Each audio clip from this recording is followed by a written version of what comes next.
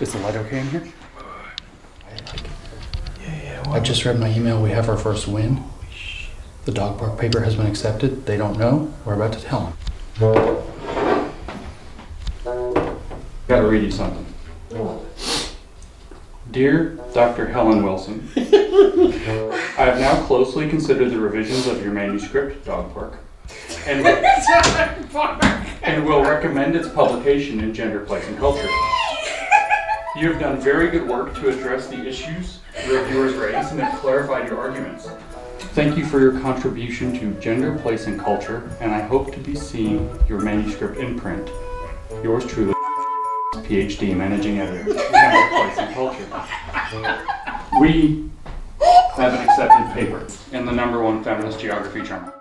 Since approximately June of 2017, I, along with two other concerned academics, Peter Bogosian and Helen Pluckrose, have been writing intentionally broken academic papers and submitting them to highly respected journals in fields that study gender, race, sexuality, and similar topics. We did this to expose a political corruption that's taken hold of the university.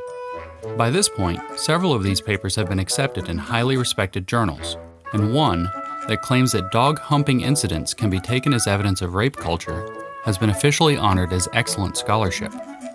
I'm not going to lie to you, we had a lot of fun with this project. The reviewers are worried that we didn't respect the dog's privacy. That's the concern. We respected the channel. But don't let that lead you to believe that we're not addressing a serious problem. If you have a few minutes, I'll try to explain. To be clear up front, we think studying topics like gender, race, and sexuality is worthwhile, and getting it right is extremely important. The problem is how these topics are being studied right now. A culture has developed in which only certain conclusions are allowed, like those that make whiteness and masculinity problematic. The fields we're concerned about put social grievances ahead of objective truth. So as a simple summary, we call the problem grievance studies. To test the depth of this problem, my collaborators and I dedicated ourselves to a 1 to 2 year secret project targeting top grievance studies journals with an agreement to publicly release our findings no matter what the outcome.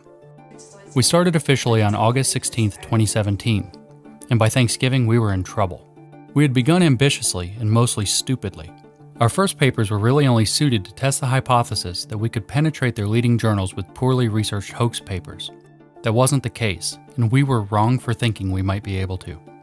So by late November, it looked like all we'd accomplish is ruining our reputations. If this doesn't achieve anything, it would actually frighten me. We needed to change our approach, so we walked back from the hoaxing and began to engage with the existing scholarship in these fields more deeply. This led us to learn a lot more about the inner workings of grievance studies. The best I can tap into is that there's this kind of like religious architecture in their mind where privilege is sin, privilege is evil, and then they've identified education as the place where it has to be fixed. So you can come up with these really nasty arguments like, well, let's put white kids in chains on the floor at school as an educational opportunity. And if you frame it in terms of overcoming privilege, and then you frame their resistance, that they won't want this to happen to them, that they would complain about this. If you frame that in terms of, oh, they only complain about that because they're privileged and they can't handle it because their privilege made them weak, then it's right in. Papers started getting in. You've got to be me that this happened. By March, with 2 papers accepted and 1 published, it would be fair to say that we had become accepted grievance scholars. By June, it was 3, with 1 having been officially honored by the journal as excellent scholarship. By July, it was 5. By August, 7. This shouldn't have been possible. So far, what we're learning is rather astonishing, but the data we've gathered require more analysis to fully comprehend. What appears beyond dispute is that making absurd and horrible ideas sufficiently politically fashionable can get them validated at the highest levels of academic grievance studies. We rewrote a section of Mein Kampf as intersectional feminism, and this journal has accepted it. Social work.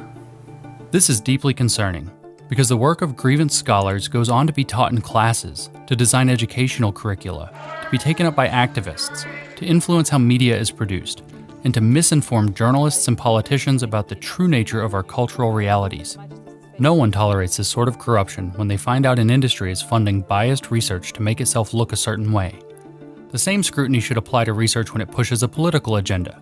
and we have uncovered enough evidence to suggest that this corruption is pervasive among many disciplines, including women's and gender studies, feminist studies, race studies, sexuality studies, fat studies, queer studies, cultural studies, and sociology.